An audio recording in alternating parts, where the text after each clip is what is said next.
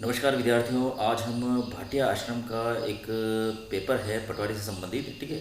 तो उसका व्याख्या समेत हल करेंगे, है ना। और उसमें हम विज्ञान, इतिहास, संविधान, भूगोल, है ना, समसामयिक घटनाओं से संबंधित प्रश्न का व्याख्या समेत हल करेंगे। तो हमारा पहला प्रश्न है कि प्रारूप समिति का गठन कब किया गया था, ठीक है। तो ये चार ऑप्शन है।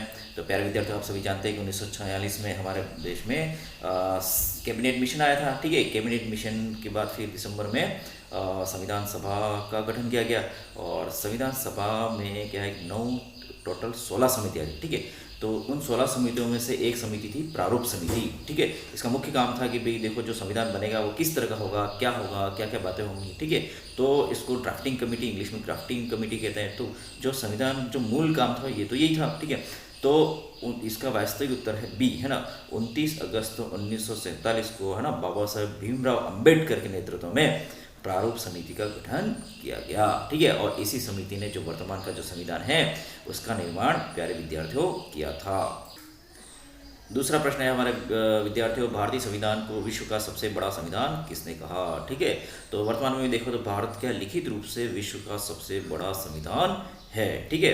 तो यहाँ पे चार ऑप्शन है ना।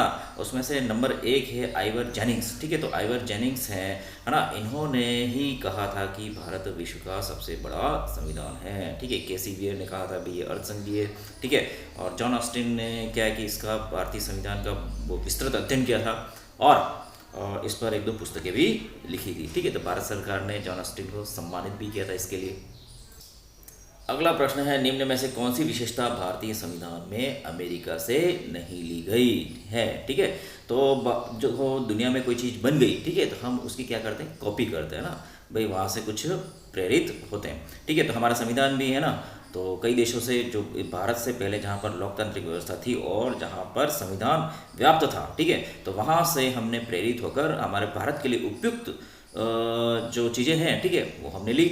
तो देखो, अमेरिका से भी ली, आयरलैंड से भी ली, कई देशों से हमने ली, है ना। ब्रिटेन से, क्या कहते हैं, दक्षिण अफ्रीका से, है ना, ऑस्ट्रेलिया से, कनाडा से, कई देशों से हमने बहुत सारी संविधान में चीज़ें ली हैं, ठीक है। तो यहाँ पर अमेरिका की बात हो रही है, तो मूल अधिकार बिल्कुल हमने अमेरिका से लिए गए हैं, ठीक है। न्यायिक पुनरावलोकन, ठीक है, तो ये भी अमेरिका से लिया गया है, ठीक है। उद्देशिका का विचार, ठीक है, we the people of India, we the people of America, ठीक है, ये भी अमेरिका से लिया गया है, ठीक है।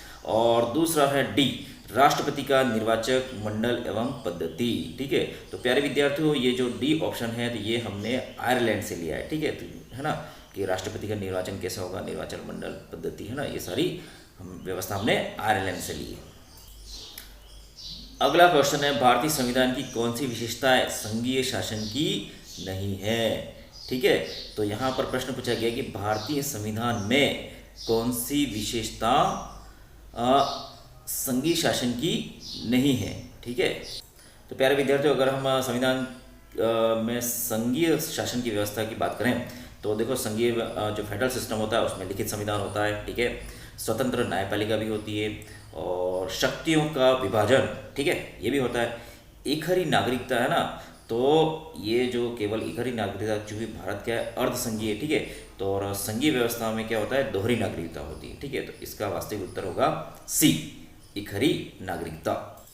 तो विद्यार्थियों, ये जो विशेषता है एकहरी नागरिकता, ठीक है, तो हमारे जो शासन व्यवस्था है, ठीक है, वह उसमें संघीय व्यवस्था के गुण भी मिलते हैं और एकात्मक शासन के थोड़े बहुत भी गुण मिलते हैं, ठीक है। तो हमारा जो अंतिम निर्णय होता है वह केंद्र की तरफ झुका होता है, ठीक है। अंतिम जो शक्ति होती है वह केंद्र के पास होती है, ठीक है। लेकिन फिर भी हमने राज्यों को बहुत अधिक शक्तियाँ दे रखी हैं, ठीक है। तो इसमें संघीय और एकात्मक शासन का मिला जुला रूप है, ठीक है। और यह एकहरी नागरिकता वाला संघीय शासन की विशेषता नहीं है, ठीक है। ये भारतीय विशेषता है, शुद्ध रूप से सी इसका आंसर राइट होगा। अगला प्रश्न है, भारतीय संविधान के कौन से भाग में मूल अधिकारों का वर्णन किया गया है, ठीक है। तो यह आप सबको भी पता होगा, भाग 3, ठीक है। तो इसका वास्तविक उत्तर होगा ए। अगला प्रश्न है, किसने भारतीय संविधान की प्रस्तावना को हमारे संप्रभु गणतंत्र की जन्म कुंडली कहा, ठीक है। तो इस चार ऑप्शन है, उसमें से जो के एम मुंशी है ना, कन्हैयालाल माणिकलाल मुंशी, इन्होंने कहा था कि भाई देखो भारतीय संविधान है ना, तो प्रस्तावना को हमारे संप्रभु गणतंत्र की जन्म कुंडली, ठीक है। तो प्यारे विद्यार्थियों, ये जो कन्हैयालाल माणिकलाल मुंशी थे, ठीक है, ये गुजरात, इनका संबंध गुजरात से था, ठीक है। और यह बहुत बड़े राजनेता थे, हाँ, वर्सटाइल पर्सनैलिटी थे, है ना, राजनेता भी थे, स्वतंत्र सेनानी भी थे, है ना, राजनीतिज्ञ भी थे, है ना, और इसके अलावा बहुत बड़े शिक्षाविद थे, है ना। भारतीय विद्या मंदिर की स्थापना भी, इन विद्या भवन की भी स्थापना भी इन्होंने की थी, ठीक है। तो भारत में इनका बहुत बड़ा योगदान है, के.एम. मुंशी, ठीक है। अगला प्रश्न है विद्यार्थियों, भारतीय संविधान के किस अनुच्छेद के तहत किसी अभियुक्त को स्वयं के विरुद्ध साक्षी होने के लिए बाध्य नहीं किया जा सकता, ठीक है। तो मान लो कि कोई व्यक्ति पकड़ा गया और वह कह दे कोर्ट में कि यार देखो मैंने ही किया है, मैं ही अपराधी हूँ, ठीक है। इस तरह से हम खुद के विरुद्ध गवाही देने के लिए बाध्य नहीं किया जा सकता, ठीक है। तो भारतीय संविधान में ये व्यवस्था की गई है। तो यहाँ पर जो अनुच्छेद 20 है ना, अनुच्छेद 20 के तहत इसका ए उत्तर राइट होगा। अनुच्छेद 20 के तहत ये व्यवस्था की गई है कि सरकार या प्रशासन द्वारा या जो न्याय पालिका है या पुलिस प्रशासन है, ठीक है, उसके द्वारा व्यक्ति को किसी भी तरह से बाध्य नहीं किया जा सकता कि वह स्वयं के विरुद्ध गवाही दे, ठीक है। अगला प्रश्न है, निम्न में से किस अनुच्छेद में कहा गया है कि राज्य के नीति निदेशक तत्वों को न्यायालय में लागू नहीं कराया जा सकता, ठीक है। तो प्यारे विद्यार्थियों, जो नीति निदेशक तत्व हैं, ठीक है, तो ये एक कर्तव्य मान के, है ना, हमारे देश भक्ति से प्रेरित होकर अपना कर्तव्य मानकर सभी को इसका पालन करना है, ठीक है। और जो नीति निदेशक तत्व है ना, तो वो न्याय योग्य नहीं है, मतलब वाद करके किसी व्यक्ति को मजबूर किया जाए कि वह समस्त नीति निदेशक तत्वों का पालन करे, ठीक है।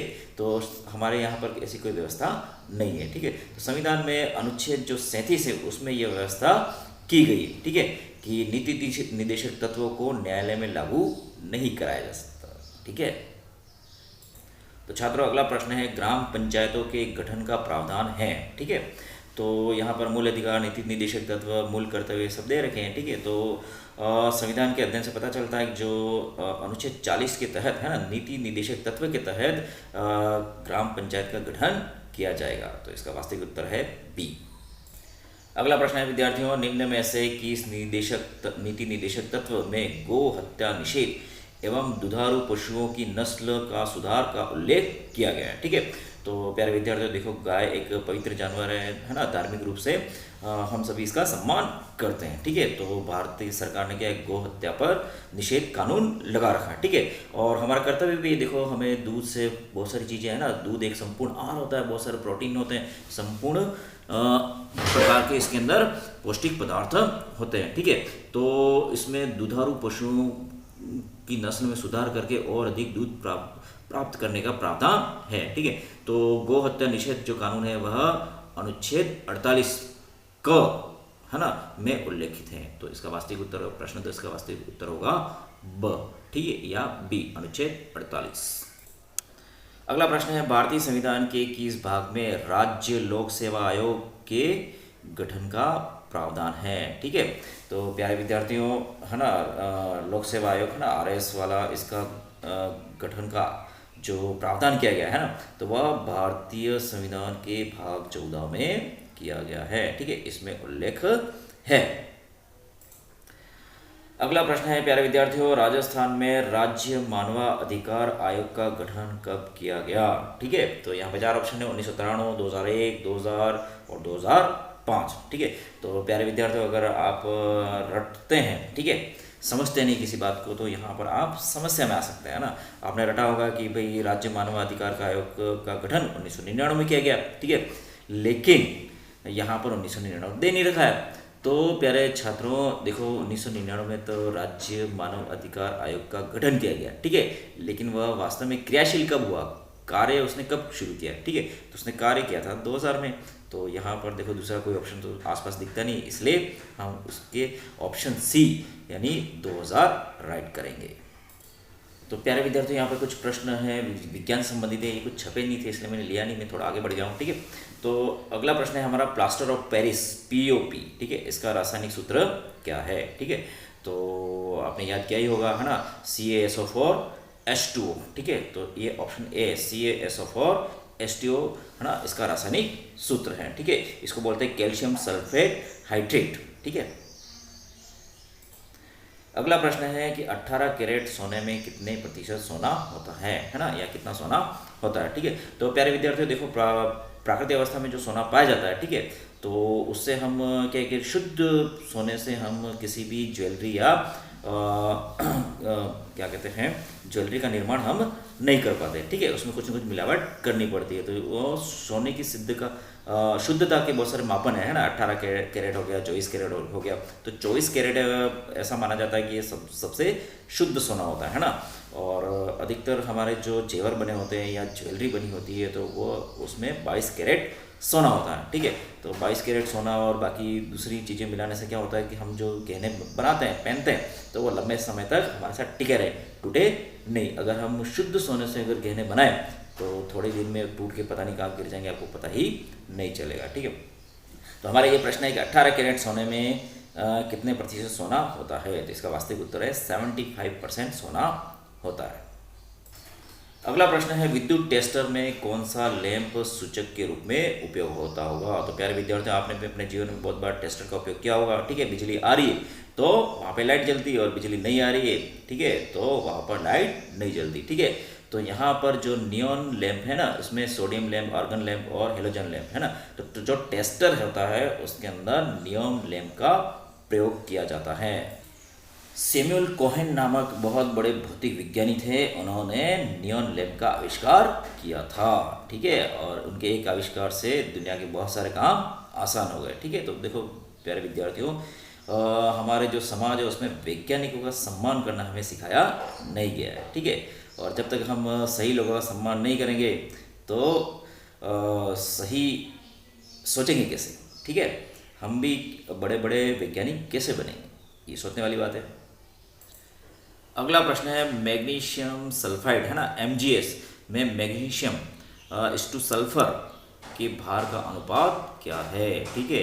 तो 1:1, 2:3, 1:2, 3:4, ठीक है। तो प्यारे विद्यार्थियों, इसका वास्तविक आंसर है C, 3:4, 3:4 इसका वास्तविक उत्तर है।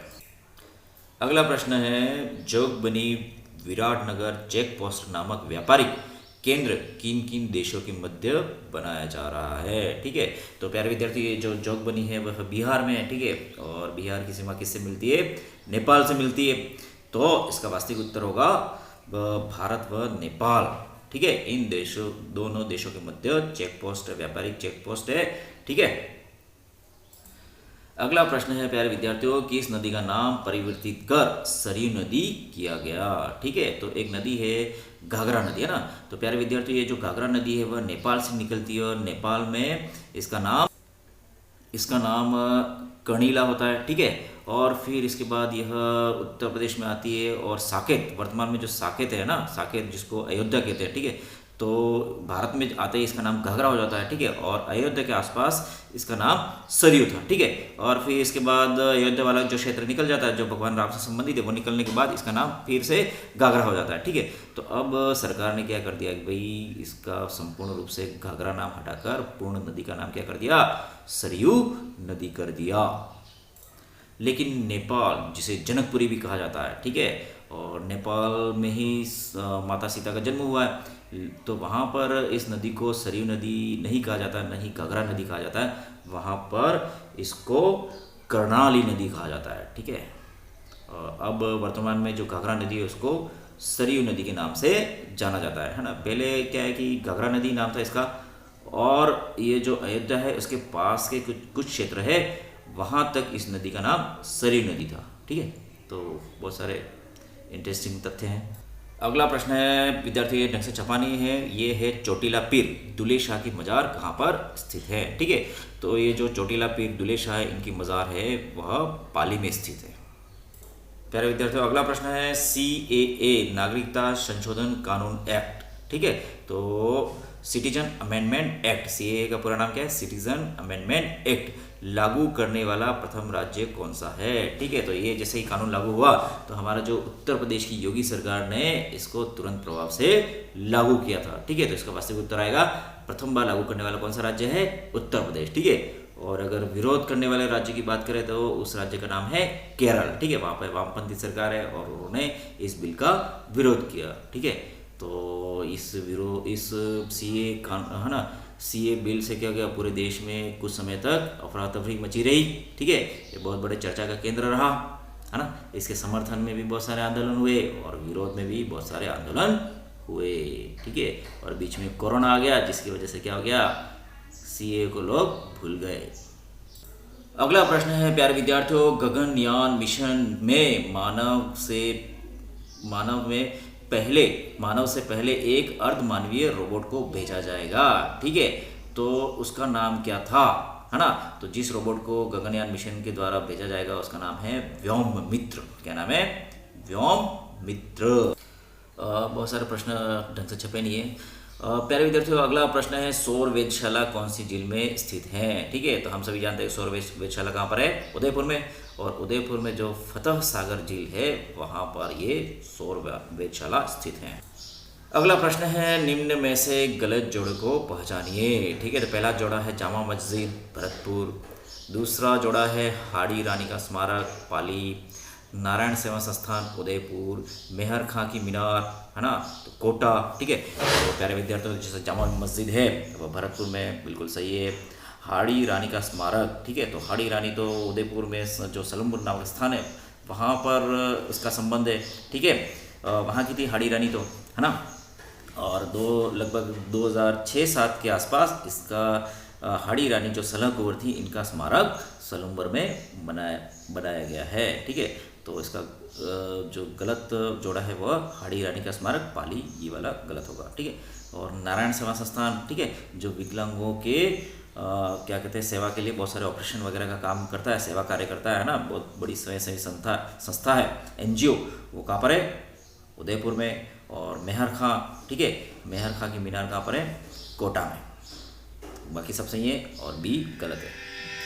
तो अगला प्रश्न है प्यारे विद्यार्थियों, किस गवर्नर जनरल ने व्यक्तिगत नीति अपनाई थी। ठीक है, तो इसका वास्तविक उत्तर होगा लॉर्ड डलहौजी। ठीक है, व्यक्तिगत यानी हड़प नीति, है ना, डॉक्ट्रिन ऑफ लैप्स। ठीक है, तो इस नीति के तहत अगर किसी भारतीय राज्य है जहाँ पर राजा का शासन है और अगर उस राजा के कोई पुत्र नहीं होगा तो वो संपूर्ण राज्य अंग्रेजी शासन में मिला लिया जाएगा। ठीक है, तो इस तरह की नीति लॉर्ड डलहौजी ने अपनाई थी। ठीक है, सतारा, छोटा उदयपुर, है ना, झांसी समेत कई राज्य इस नीति के तहत अंग्रेजी साम्राज्य में मिला लिए गए और फलस्वरूप 1857 की क्रांति हुई थी।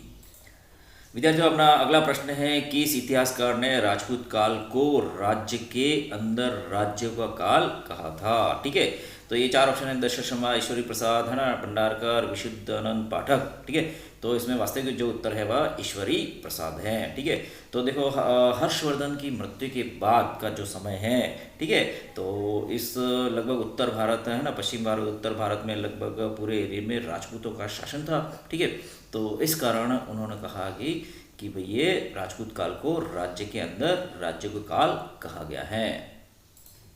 अगला प्रश्न है अरब यात्री सुलेमान किसके शासनकाल में भारत आया था। ठीक है, तो एक प्रसिद्ध यात्री है अरब यात्री एक्सप्लोरर, है ना, जिसका नाम है सुलेमान, जिसने कई देशों की यात्रा की थी। ठीक है, तो यह है प्यारे छात्रों मिहिर भोज, है ना, जो शासक था उसके शासनकाल में भारत आया था। विद्यार्थियों, अरब यात्री सुलेमान ने मिहिर भोज को वराह के नाम से लिखा है। प्यारे विद्यार्थियों, अगला प्रश्न है महमूद गजनवी के सोमनाथ आक्रमण के समय गुजरात के चालुक्य वंश का शासक कौन था। ठीक है, तो जब मोहम्मद गजनवी ने गुजरात पर का जो मंदिर है सोमनाथ, है ना, उसको लूटने के लिए आक्रमण किया था तब गुजरात का जो शासक था चालुक्य राजा, उसका नाम था भीम प्रथम। ठीक है, और यह सोमनाथ की सुरक्षा करने में असफल रहा था, और इसकी असफलता का लाभ किसने उठाया? मोहम्मद गजनवी ने। ठीक है, और सोमनाथ मंदिर को बुरी तरह से लूट लिया और यहाँ से भारी धन संपदा लूट कर अपने देश गजनी ले गया था। ठीक है, और इसके बाद भी लोग सुधरे नहीं और कई बार जो सोमनाथ मंदिर है उस पर आक्रमण हुआ। ठीक है, और कई राजाओं ने यहाँ पे उसको लूटा, है ना। अगला प्रश्न है प्यारे विद्यार्थियों, चंपारण की संधि किसके मध्य हुई थी? ठीक है, तो ये चंपारण बड़ा प्रसिद्ध नाम है। ठीक है, गांधी जी के समय भी आता है, लेकिन यहाँ पर अलग है ना। तो इसका जो उत्तर है वह मालवा का जो सुल्तान था महमूद खिलजी, ठीक है, और गुजरात का जो शासक था कुतुबुद्दीन। ठीक है, तो ये दोनों ही सुल्तान थे, तो इन दोनों के मध्य एक संधि हुई थी। ठीक है, और उस संधि को चंपारण की संधि, क्योंकि ये चंपारण नामक स्थान पर हुई थी, इसलिए चंपारण नामक संधि कहा जाता है इसको। क्योंकि प्यारे छात्रों, जो मेवाड़ के महाराणा कुंभा है, ठीक है, वह एक शक्तिशाली राजा थे। ठीक है, और इनकी शक्ति को संतुलित करने के लिए, शक्ति को कम करने के लिए मालवा के सुल्तान और गुजरात के सुल्तान दोनों ने मिलकर एक संधि की। ठीक है, ताकि मेवाड़ की शक्ति को दबाया जा सके। अगला प्रश्न है, किस राजपूत सरदार ने खानवा के युद्ध में राणा सांगा के घायल हो जाने के बाद उनका राज चिन्ह धारण करके युद्ध जारी रखा? ठीक है, तो यहाँ पर झाला बीदा, मेदिनी राय, झाला अज्जा, जयमल। ठीक है, तो इसका वास्तविक उत्तर है झाला अज्जा। ठीक है, और जो झाला बीदा है उन्होंने महाराणा प्रताप का राज चिन्ह धारण किया था। तो प्यारे विद्यार्थी, इन झालाओं का भी इतिहास बहुत ही गौरवपूर्ण है। ठीक है, तो जब भी किसी कोई युद्ध होता था तो राजा पर अगर कोई विपत्ति आती थी, है ना, तो उस समय क्या करते थे, ये जो झाला होते थे, झाला सरदार, है ना, तो राज चिन्ह धारण कर लेते थे, है ना। तो राजा का जो सिंहासन है और मुकुट है, ठीक है, उसके जो वस्त्र है वह धारण कर लेते थे, ताकि सामने वाली सेना समझे कि यही शासक है, वास्तविक शासक है। ठीक है, और कई बार असली शासक के फेर में इन झालाओं को मार दिया जाता था। ठीक है, तो सामने वाली सेना समझती थी कि हमने राजा को मारकर राज्य पर फतेह कर ली थी। ठीक है, लेकिन वास्तव में वह दूसरे को मारता था। ठीक है, तो ये झालाओं का एक राजस्थान के इतिहास में बहुत बड़ा वीरतापूर्ण योगदान है। ठीक है,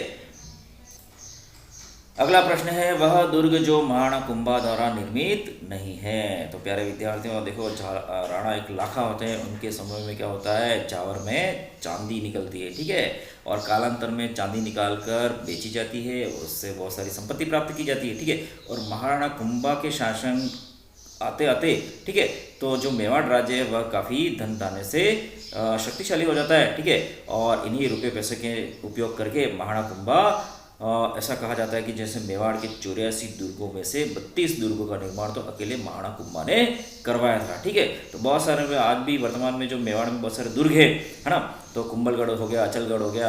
ठीक है, तो ये सारे दुर्गों का निर्माण, बड़े बड़े दुर्गों का निर्माण इन्होंने महाराणा कुंभा ने करवाया था। ठीक है, तो यहाँ पर अपन को देखना है कि भाई कौन सा दुर्ग इन्होंने नहीं बनाया। तो भोमट का दुर्ग बनाया है, मचान का दुर्ग भी इन्होंने बनाया, बसंती का दुर्ग भी इन्होंने बनाया। ठीक है, और ये जो भेसरोडगढ़ का दुर्ग है, ठीक है, तो प्यारे विद्यार्थी हम सभी जानते हैं कि भेसरोडगढ़ का दुर्ग एक जैन व्यापारी था, भेसा शाह। ठीक है, उसने अपने व्यापार को केंद्रित करने के लिए, है ना, व्यापारिक केंद्र की स्थापना करने के लिए भेसरोडगढ़ का दुर्ग बनवाया था। ठीक है, तो प्राचीन समय में क्या है कि व्यापार के लिए भी इन दुर्गों का उपयोग किया जाता था ना। एक तरह से ये क्या थे, गोदाम थे। और उस समय क्या है कि अभी जैसे कानून व्यवस्था वर्तमान में वैसी नहीं थी, है ना। बहुत सारे ऐसे गिरोह थे जो डाकू थे, है ना, जो लूटने का काम करते थे। तो कई बार ये व्यापारी क्या करते थे कि बड़े बड़े इस तरह से दुर्ग बना के या किला बना के उसके अंदर अपना जो व्यापारिक माल है वह रखते थे। ठीक है, और उनकी सुरक्षा के लिए चारों तरफ सैनिक तैयार किया जाता, सेना रखी जाती थी। ठीक है, और फिर यहाँ पर ये जैसे उस समय क्या है कि जहाज़ों के माध्यम से व्यापार किया जाता था। ठीक है, और साल 2 साल 3 साल 10 साल, है ना, अलग अलग सालों तक जहाज भरे उतना माल किसी स्थान पर एकत्रित किया जाता था। तो भेसरोडगढ़ दुर्ग एक जैन व्यापारी भेसा शाह ने बनाया था। ठीक है, तो इसका वास्तविक आंसर है ए, है ना। तो भेसरोडगढ़ का दुर्ग किसने बनवाया? भेसा शाह ने, कुंभा ने नहीं बनवाया। अगला प्रश्न है विद्यार्थियों, दिवेर के युद्ध के पश्चात महाराणा प्रताप की नई राजधानी क्या थी? ठीक है, जो दिवेर का युद्ध है ना, युद्ध की समाप्ति के बाद महाराणा प्रताप है वह अपने सेनापतियों सहित, है ना, सेना सहित कहाँ आ गए थे, चावंड की पहाड़ियों में आ गए थे। ठीक है, और यहाँ पर लूणा चावंडिया को मारकर इन्होंने चावंड को नई राजधानी बनाया था। ठीक है, और अपनी मृत्यु पर्यंत महाराणा प्रताप यहीं चावंड पर रहे थे। ठीक है, और इनकी छतरी भी है यहाँ पे चावंड में महाराणा प्रताप की। अगला प्रश्न है, हल्दी घाटी के युद्ध को किस विद्वान ने खन्नौर का युद्ध कहा था। ठीक है, तो एक अकबर का दरबारी कवि था, है ना, लेखक था बदायूनी, उसने कहा था चूंकि ये युद्ध खन्नौर की पहाड़ियों में हुआ था इसीलिए उसने बदायूनी ने इस युद्ध को खन्नौर का युद्ध कहा था। अगला प्रश्न है, निम्न में से कौन सा एक शहर स्वर्ण त्रिभुज में शामिल नहीं है। ठीक है, तो वर्तमान समय में देखो तो पर्यटन उद्योग विश्व के एक बड़े उद्योग में शामिल है, और चूँकि भारत में भी हर वर्ष प्रतिवर्ष, है ना, करोड़ों की मात्रा में विदेशी सैलानी यहाँ पे आते हैं। ठीक है, और चूँकि पर्यटन की दृष्टि से, है ना, उदयपुर भी महत्वपूर्ण है, लेकिन जयपुर हो गया, आगरा हो गया और ये दिल्ली, ठीक है, तो इन तीनों स्थानों पर सबसे ज़्यादा लोग जाते हैं। ठीक है, तो भारत सरकार ने यहाँ पर यात्रा करने के हिसाब से या पर्यटन के हिसाब से एक स्वर्ण त्रिभुज बनाया, है ना, यातायात सुविधा यहाँ पे अच्छी कर दी। तो ये स्वर्ण त्रिभुज में शामिल शहर हैं जयपुर, आगरा और दिल्ली। ठीक है, और इस योजना में हमारा उदयपुर शामिल नहीं है, परंतु उदयपुर में भी लाखों सैलानी यहाँ पे प्रतिवर्ष आते हैं। अगला प्रश्न है, ग्राम सभा में शामिल है। ठीक है, तो देखो कौन कौन किस गांव का निवासी है ना, तो उसके बहुत सारे अलग अलग आधार हैं, लेकिन यहाँ पर ग्राम सभा में ग्राम के निवासी साबित करने के लिए वोटर लिस्ट देखी जाती है। ठीक है, और वोटर लिस्ट के आधार पर एक गांव के निवासियों, है ना, चूँकि टेरिटरी बार बार बदलती रहती है इसलिए वोटर लिस्ट को महत्वपूर्ण माना जाता है यहाँ पे, और वोटर लिस्ट के आधार पर यह तय किया जाता है कि अमुक व्यक्ति अमुक गाँव का है। ठीक है, तो वोटर लिस्ट में नाम किसका शामिल होगा, वयस्क व्यक्ति 18 वर्ष से अधिक व्यक्ति का। ठीक है, तो यहाँ पर वास्तविक उत्तर आएगा ग्राम के सभी वयस्क व्यक्ति।